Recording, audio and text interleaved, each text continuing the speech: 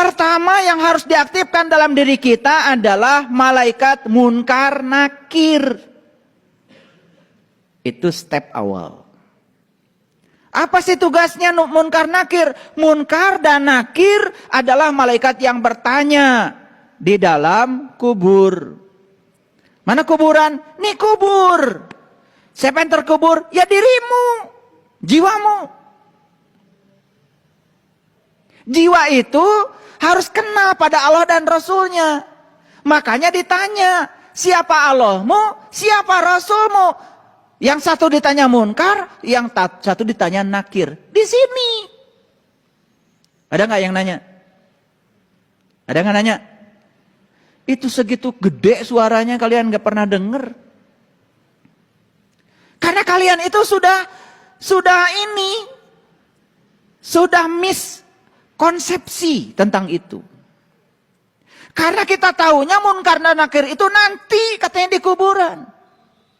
Begitu kita dikubur udah mati ditanya malaikat, siapa Tuhanmu? Siapa Rasulmu? Gitu? Gak ada kerjaan. Orang-orang mati ditanya-tanya.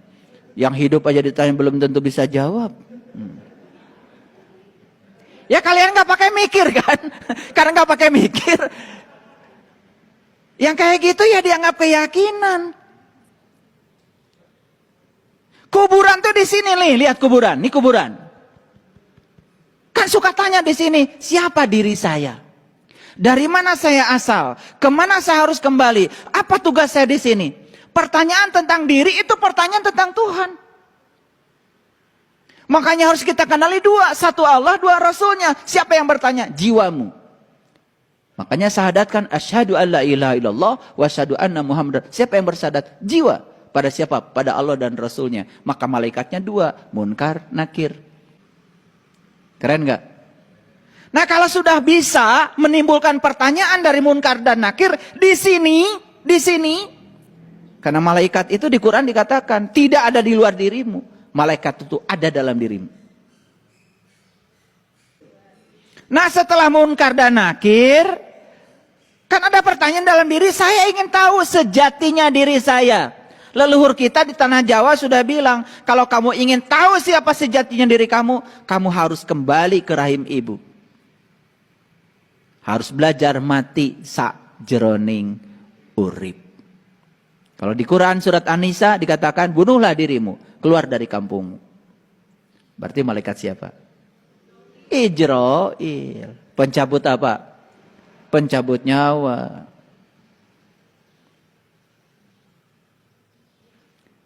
Jadi tahap kedua kita harus belajar dari malaikat Ijrail, pencabut nyawa.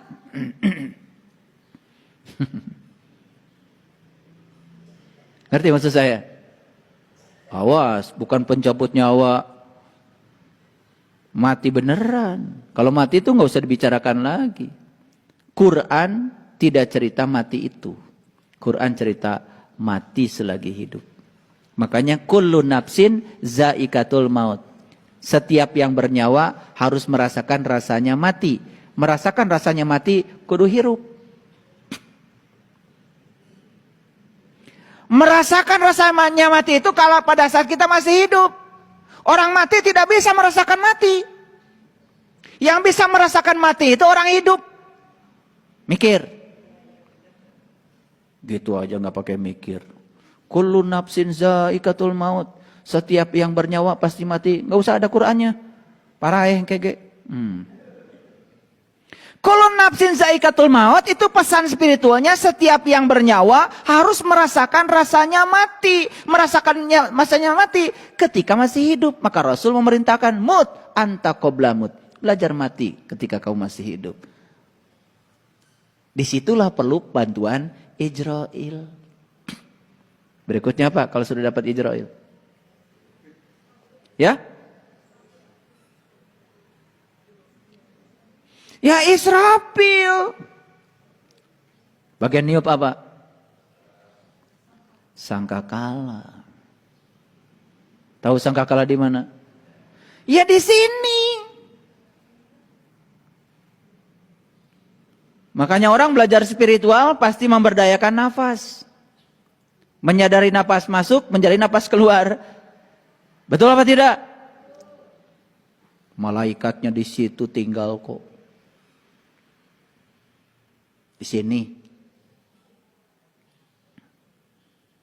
Bagian niup sangkakala. Begitu ditiup sangkakala, kiamat. Bangkit. Bangun. Bukan hancur. Paham? Semuanya di sini ya.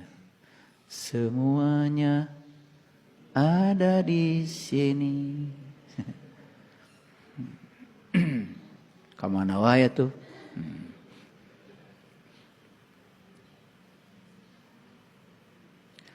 Begitu sudah bangkit, berikutnya apa? Malaikat apa? Malaikat apa? Ya pasti Jibril dong. Menyampaikan apa? Menyampaikan pengertian. Menyampaikan intuisi. Makanya yang sudah tajam, tahu-tahu ngerti. Pinter tanpa belajar, cerdas tanpa berlatih. Tahu-tahu ngerti. Tahu-tahu ngerti. Gitu. Paham? Nah kalau sudah ketiban Jibril, ya berikutnya pasti ketiban Mikail. Turun hujan dari langit. Pembawa rezeki. Nah, rezeki yang paling agung adalah hidangan dari langit. Itu yang diminta Nabi Isa. Allahumma rabbana anzil alaina ma'idatan minas sama'i. Takuluna id.